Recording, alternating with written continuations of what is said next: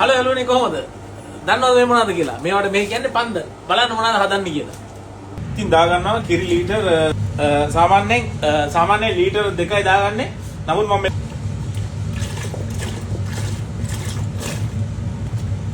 මේවා සෝදලා තියෙන්නේ ඒ පෙන්වෙන්නේ නැහැ මම ඒක ඇල්ල. නැත්තම් කට්ටි කියයි ඔබ හොදන්න ඕන කියලා. මේක සෙල්සියස් අංශක 65කට වගේ වෙද්දී අයින් කරනවා. මේක අර බොයිල් වෙන්න රත් වෙන්නේ නැහැ. මද ගින්නේ තමයි ස්ලෝ එකේ කුක් කරන්නේ. පේනවනේ? ප්‍රශ්නේ තියෙනවා 65ක් විතර. මේක 61යි. මේක 65ක් විතර තියෙනවා. ඊට පස්සේ මේක මම බ්ලෙන්ඩ් කරගන්නවා. බ්ලෙන්ඩ් කරලා මේක කලර් එක ගන්නවා. මොකුත් දාන්නේ නැහැ කලර් එක. මම පෙන්නන්නම් කොහොමද හදන්නේ කියලා. දැන් මේක නිමෙන්න තියාගන්න පොඩ්ඩක් කියලා. මේක රත් කරලා ඊට පස්සේ නිමින්න තියලා මේ දාගන්නවා මගේ මේක දන්නවා කවුරුත් තර්මොමික්ස් මේකේ නම ගොඩක් කට්ටිය නම අහලා තිබ්බ මොකක්ද කියලා ඒකට දාගත්තා දාලා හොඳට මික්ස් කරනවා පෙරා ගන්නවා පැත්තකට දාලා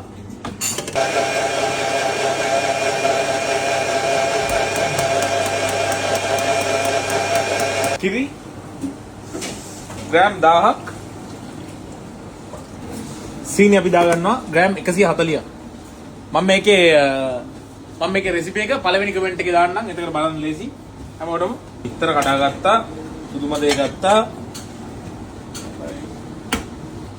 ඉතින් මේක ගැන හැමෝම අහලා තිබ්බා මේ බ්ලෙන්ඩර් එකේ නම මොකක්ද කියලා මේක තර්මොමික්ස් මේක ඇත්තටම හොඳයි මේකේ ඕන සීලුම ඕන දෙයක් කරන්න පුළුවන් හැමදේම ඔන්න බලන්න මේක තමයි අයිස්ක්‍රීම් එකක් ගහන්නේ දැන් මම මේක ඊට පස්සේ අපි හීට් එක දාගන්නවා 80ට.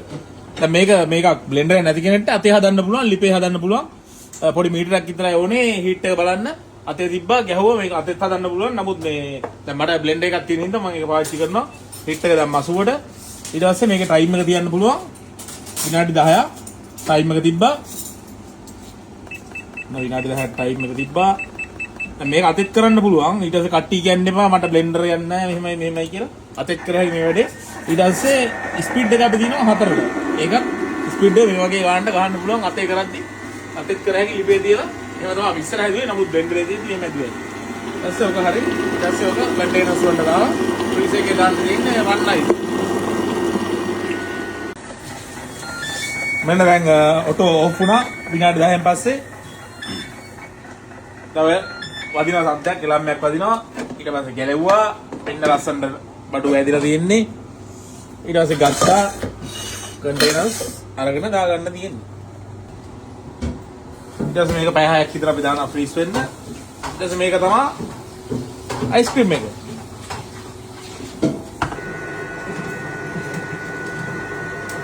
මෙන්න බලන්න අයිස්ක්‍රීම් පේනවනේ කොළ පාට ලස්සන මොනවත් නැහැ රසකාරක නැහැ මෙන්න නැචරල් රම්පේ අයිස්ක්‍රීම්. දැන් අපි මේක ගහලා බලමු මොකක්ද වෙන්නේ කියලා. එන්න. මෙන්න මේකේ නම මම කියන්නේ කියවලා බලන්න මොකක්ද කියලා.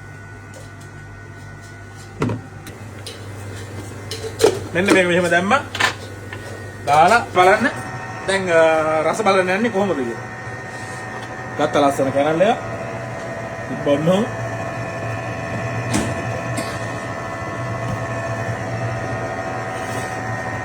ඊට පස්සේ අපි බලමු රහ කොහොමද කියලා.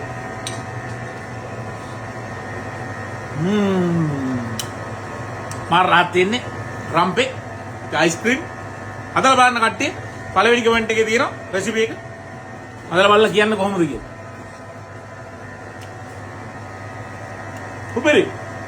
සුපර්